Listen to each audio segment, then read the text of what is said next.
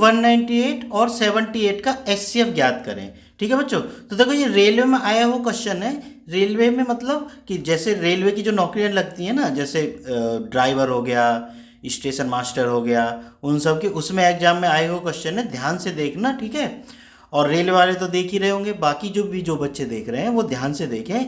और दोनों विधियों से मैं तुम्हें बताऊंगा, फैक्टर वाली विधि से भी और आपके डिवीजन मेथड से, मतलब गुणनखंड वाली विधि से भी और भाग विधि से भी। ठीक है, तो दोनों से तुम लोगों को HCF निकालना बताऊंगा, बहुत ध्यान से देखें। ठीक है, तो ये क्वेश्चन, क्योंकि एक क्वेश्चन आता ही है एग्जाम में हमेशा। ठीक, तो 78 सबसे पहले हम ऐसे लिख लेंगे, सबसे पहले छोटी संख्या फिर उससे बड़ी वाली 198। ठीक है बच्चों, अब इनका सबसे पहले मैं तुम्हें भाग विधि से करके बताता हूँ। तो भाग विधि कौन सी होती है? ये वाली। ठीक है, ये वाली भाग विधि होती है कि भाई 78 और इसका भाग करें 78 का इसमें 198 में। सॉरी, मैं चिन्ह गलत बता गया, ऐसे करेंगे। ठीक है, तो हम क्या करेंगे, 78 का भाग करेंगे किसमें? 198 में।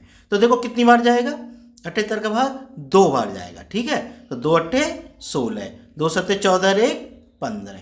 अब देखो घटा लो इसको, 8 में से 6 गए, कितने बचते हैं? 2, और 9 में से 5 गए 4, 42 हो गया। अब उतार लिया 78।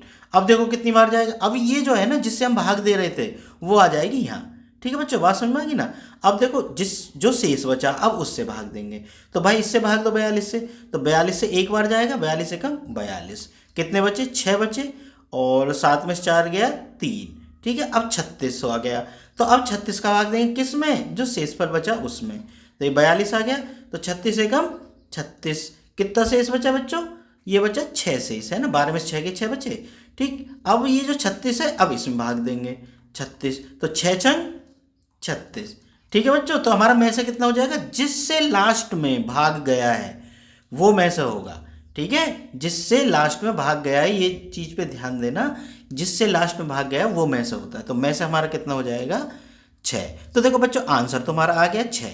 लेकिन अब मैं तुम्हें बताता हूँ गुणनखंड विधि से, उसको भी 2 मिनट में तुम्हारा कुछ नहीं जाएगा, बल्कि 1 मिनट में उसको भी सीख लोगे तो बहुत अच्छा रहेगा, वो तुम्हारे काम आएगी। ठीक है ना, क्योंकि खासकर जो 6ठी 7वीं के एग्जाम होते हैं ना, 6ठी 7वीं 8वीं में आता है में से, है ना, उसमें गुणनखंड विधि से वो पूछता है। ठीक, तो वो देख लो भाई तुम।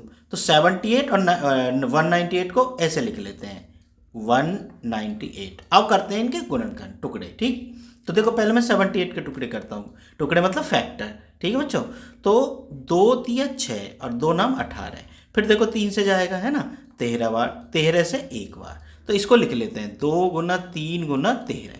ठीक है, अब देखो इसके तो गुणनखंड हो गए, मैं इसको अभी मिटा देता हूँ। अब ले लेते हैं 198। अब 198 के टुकड़े करेंगे, तो सबसे पहले 2 को 2 से भाग। अब भाई 2 से भाग देते हैं हम, तो हमें कैसे पता भाई ये 2 से कट जाएगी? जिसके पीछे 0, 2, 4, 6 व 8 आती है ना, वो संख्या 2 से कट जाती हैं। तो भाई इसके पीछे 8 आ रही है, इसका मतलब ये 2 से कट जाएगी। तो 2 नाम 18 है और 2 नाम 18। फिर काटो किससे? 3 से, क्योंकि 3 से कौन सी संख्या कटती हैं? अगर इन दोनों के अंकों का जोड़, मतलब संख्या के अंकों का जोड़ अगर 3 से कट जाता है, तो वो संख्या 3 से कट जाती है।